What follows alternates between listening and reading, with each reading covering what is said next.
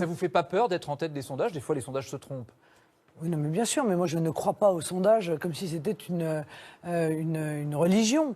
Je vois une évolution et je m'appuie surtout dans mes analyses sur les résultats que nous avons obtenus aux élections, et notamment aux élections intermédiaires, qui montrent qu'il y a un socle extrêmement fort, extrêmement solide de Français qui souhaitent effectivement que le second tour se déroule avec deux choix qui sont très différents les uns des autres. C'est-à-dire un choix... C'est-à-dire le choix national, le choix de la patrie, le choix du refus de la mondialisation sauvage, de la maîtrise de notre frontière, de notre souveraineté. Et les autres, et de l'autre côté, une vision post-nationale, c'est-à-dire des gens qui soient de droite ou de gauche, considèrent que la nation est un concept ringard, ancien, que toutes les protections qu'accorde la nation doivent être effondrées au bénéfice de cette fameuse loi du commerce qui est censée tout écraser sur son passage. On va parler de la primaire de droite. Un bel exemple de démocratie, non ?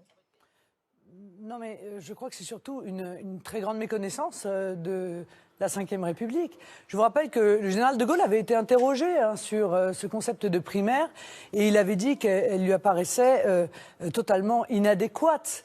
Il avait même été très cruel, il avait dit la primaire, ça consiste en réalité à choisir en gros le plus inodore, incolore et sans saveur. Bon. Et il disait il faut faire confiance au peuple, c'est au peuple de choisir, c'est pas aux partis politiques. Il n'a pas voulu que la présidentielle soit une élection de parti. Or aujourd'hui, on rétablit en réalité une forme d'élection gérée par les partis. C'est contraire à l'esprit de la Ve. Mais vous, au Front National, ce sont les militants du Front National qui choisissent le candidat ou la candidate en l'occurrence.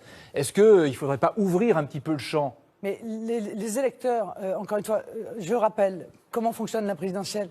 La présidentielle, ce ne sont pas des partis politiques qui présentent un candidat. Non, ça n'est pas vrai. C'est un candidat qui se présente, un candidat qui se présente et qui est soutenu par un ou plusieurs partis politiques. C'est ça la logique de la Ve. Mais vous êtes la candidate du Front National. Donc arrêtons de vouloir zapper le peuple. Non, mais Marine Le Pen, vous êtes bien la candidate du Front National. Non, je suis la candidate soutenue par le Front National. C'est ça la Ve République. Moi, je respecte, vous voyez, la République française. Il y en a d'autres qui en parlent, mais moi, profondément, je la comprends. Mais pas que le Front National. Et je la respecte. Pas que le Front National. Vous avez le soutien de qui d'autre? Ça veut dire d'autres partis. Mais nous verrons. Nous verrons. Je pourrais très bien demain, effectivement, recevoir le soutien de tel ou tel mouvement politique ou de telle ou telle, d'ailleurs, personnalité politique. Peut-être ça dépendra des résultats aussi un peu de la primaire. Alors justement, peut-être anticiperont la recomposition de la vie politique qu'en fait tout le monde pressent et qui interviendra soit avant la présidentielle, soit après la présidentielle. J'ai bien compris que c'est un résultat que vous attendez. Ça peut réorienter votre campagne, modifier votre campagne électorale selon qui sera le candidat final? Mais absolument, en aucun cas. En aucun cas. Moi, je cours dans mon couloir, je défends mes idées, mes convictions.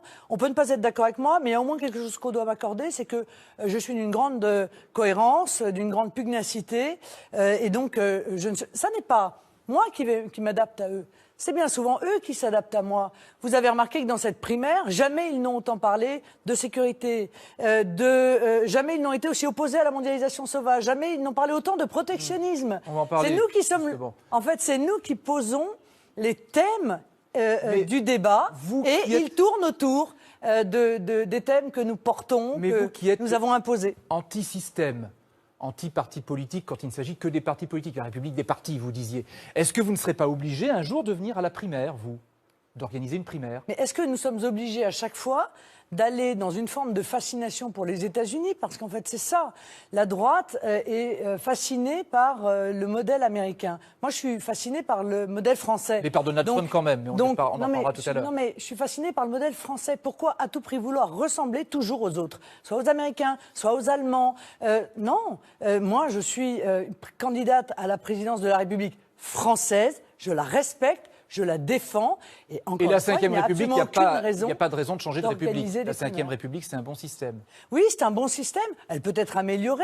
Et moi, je proposerai d'ailleurs quelques modifications par référendum de la Constitution, mais je n'en bouleverserai pas. Sur quoi, par exemple?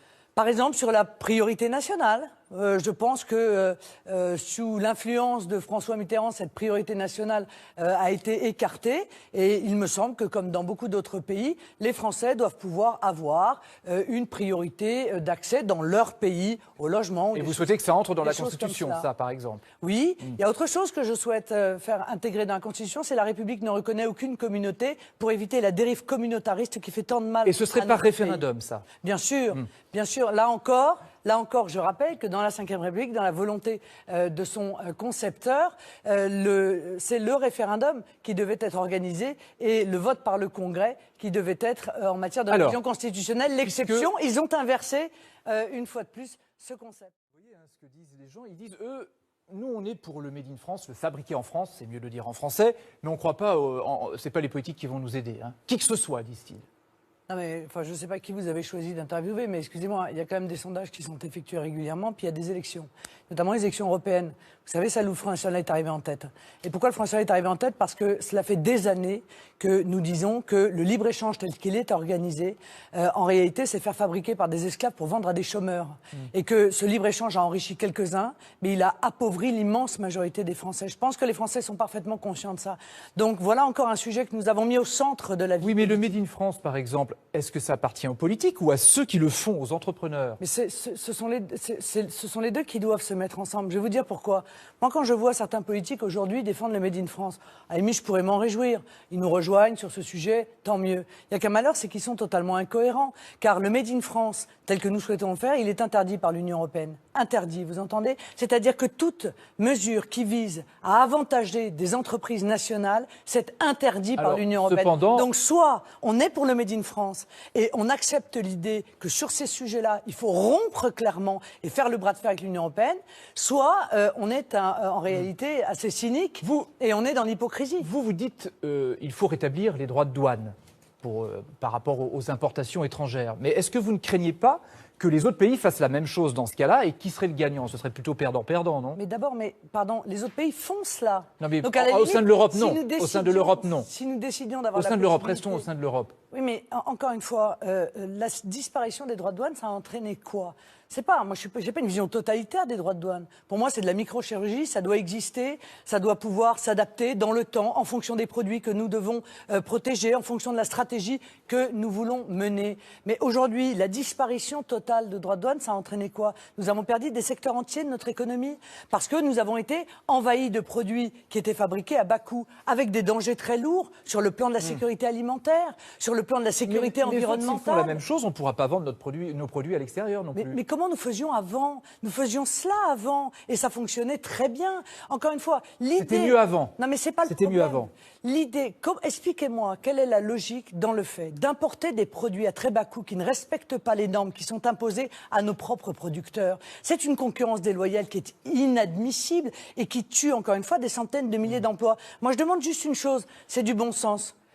Interdire d'importer en France des produits qu'en France, on n'a pas le droit de produire. Ça me paraît simple. Et aujourd'hui, ça n'est pas le cas. Notre agriculture en souffre, notre industrie en souffre, dans l'indifférence générale des politiques. Pour les Français, en tout cas, la priorité, ça reste l'emploi, évidemment. François Hollande espère encore inverser la courbe de l'emploi. La droite promet le plein emploi, c'est-à-dire moins de 5% de chômage. Et vous? Mais ils promettent des choses qu'ils ont été incapables de mettre en œuvre. Qu'est-ce que vous proposez?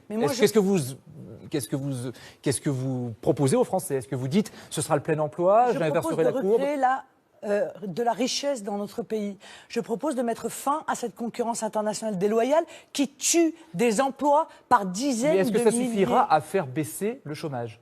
Mais bien sûr que oui, ça suffira. Est-ce que, par exemple, vous dites, si j'arrive au pouvoir, ce sera plus que 1 million de chômeurs, par exemple? Non, mais écoutez, moi, ce genre de promesses, honnêtement, je crois que les Français en sont gavés. Ce que je dis aux Français, c'est que je mettrai tout en œuvre. Ça peut être un engagement. Non, mais bien sûr, je mettrai tout en œuvre, encore une fois, pour que le chômage baisse massivement. Et pour cela, il faut lutter, je leur dis clairement, contre le dumping social, contre le dumping environnemental, contre le dumping monétaire. Il faut que la nation française retrouve un État stratège qui sache où il va et qui mette en œuvre les protections que les Français doivent attendre de la nation. Une autre question. Moi, je suis pour l'économie libre, que les choses soient claires. Je suis pour l'économie de marché. Je pense que c'est les entreprises qui créent l'emploi, mais il ne faut pas il faut réguler la mondialisation telle qu'elle existe aujourd'hui pour permettre aux entreprises de s'épanouir dans une concurrence qui soit loyale. Aujourd'hui, elle est déloyale. Vous savez aussi qu'il y a en France les 35 heures qui n'existent pas dans d'autres pays. À droite, on entend c'est un handicap pour notre compétitivité.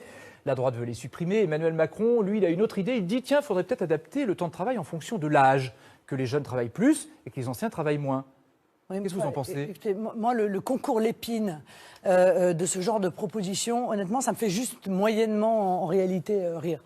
Les 35 heures ont été une catastrophe pour notre économie, nous le savons. Donc vous les supprimez? Donc il faut autoriser la renégociation par branche, pas par entreprise, parce que ça va créer une concurrence déloyale entre entreprises. Donc vous abolissez la loi El Khomri. Il faut autoriser la négociation par branche, mais avec une condition, c'est que si l'on passe par branche, par exemple, à 37 heures ou à 39 heures, ce soit payé 37 heures ou 39 heures. Parce que la conséquence des 35 heures, ça a été quoi? On a dit aux gens, regardez, vous allez être payés pareil, mais vous allez travailler moins, sauf que depuis, leurs salaires ont été gelés. Et personne n'est dupe de cette situation. Mais les 35 heures, donc vous souhaitez un changement, et évidemment, c'est ce que vous disiez. Mais est-ce que si vous modulez ces 35 heures, ça relancera l'emploi? Mais je crois, mais écoutez, c'est ce qu'on se dit, c'est ce qu'on oui, dit à droite. Oui, mais ils ont dit tout et n'importe quoi. Mais enfin, écoutez, moi, je suis pragmatique. On nous a dit les 35 heures, ça va créer des emplois. Ça a créé des emplois? Oui, statistiquement, oui. Ça a créé des emplois. Statistiquement, ah bon, oui. D'accord. Alors donc, on devrait être dans une situation encore pire. À l'époque, en tout cas, au début. Ouais. Non, mais je crois que tout ça, ce sont des vieilles recettes qui ne fonctionnent pas. Voilà. Les vraies recettes, c'est d'avoir des frontières, de les maîtriser, de faire du patriotisme économique. La vraie recette, c'est qu'un État stratège puisse pousser à créer, comme il l'a fait par le passé, des grands champions industriels en les soutenant par la commande publique, par de la recherche publique. Les vraies solutions, ce sont que nos agriculteurs ne soient pas obligés de se retrouver confrontés à la concurrence de produits qui, encore une fois, sont... mais vous l'avez dit. Bah, déjà. Non, mais vous le répétez. Mais je le répète parce que on va avancer. c'est un élément essentiel.